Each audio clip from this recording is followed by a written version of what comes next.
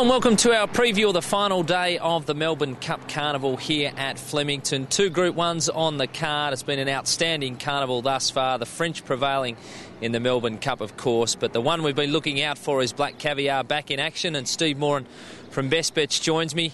Shooting for 16 straight. Looks like she's over the line.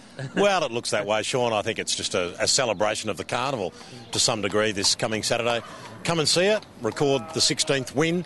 I think they'll get a massive crowd here on Saturday with the weather forecast terrific, and she's clearly superior to this opposition, and I'm simply looking forward to seeing her in action again. Yeah, your mail is right. Get trackside and be a part of the action here, because that weather forecast is really good. Peter Moody's got 4 runners in the race. Can he get the first 4? I think he'd probably give it a shake. I think that Midsummer Music and Curtana are the likelies for me in terms of running second and third. Particularly Midsummer Music. Curtana last Saturday was drawn the wrong part of the track. They both got some straight form, and I think they'll run very well. Buffering will probably lead them up with Black Caviar sitting on him. Be interesting to see how Scenic Blast performs again after his 1 run back. I think he'll run a lot better, Scenic Blast, but it's all about the mighty mare. And she's going to be extremely short, there's no doubt about that. But we will get some value in the other Group 1, of course, the Emirates Stakes, $1 million up for grabs, the mile here. Number of horses coming back from the Cox Plate, including Jimmy Choo and last year's winner, Wall Street. How'd you see it?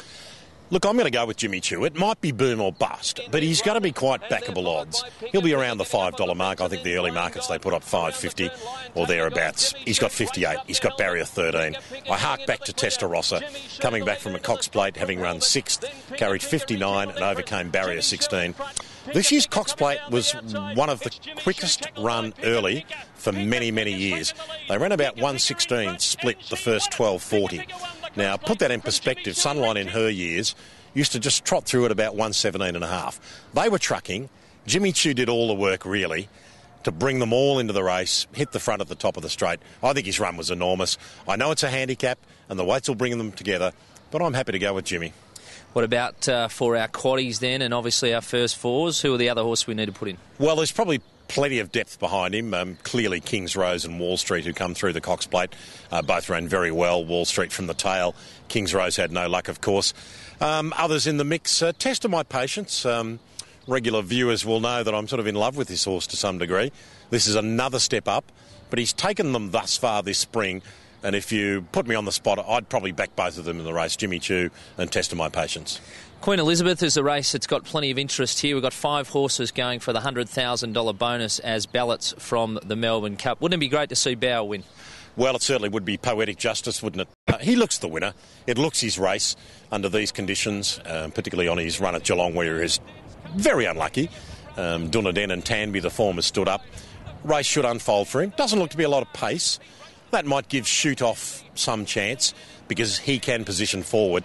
And, he's been kept fresh since the Caulfield Cup.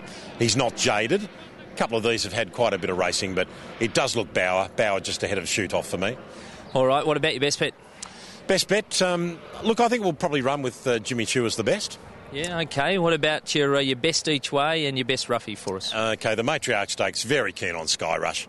Her run in the Group 1 mile last week was terrific, absolutely terrific, and the step up in distance is certainly no issue with her, so keen on Sky Rush. And your best roughie, you got one for us at odds? Yeah, race 4, number 4, Absalon. I know he's been a little disappointing down here in Melbourne on face value, but his last run at Caulfield was a complete forgive run. His form links with Mahasara, who's going to run nearly favourite here. Absalon will be big odds. I think Flemington will suit. Just looks to me the race where he can step up. He's going to be big odds. You can have something small on him. There we go, Absalon, the roughie there. Well, it's going to be an outstanding day here on Saturdays, no doubt about that. Black Caviar in action, and the weather forecast is looking very good indeed. So we look forward to seeing you trackside. Of course, you've got to pre-purchase your tickets through Ticketmaster. Make sure you pick up your best bets on the way, and you can find all of Steve's selections for the card here on Saturday. Good luck if you're having a punt.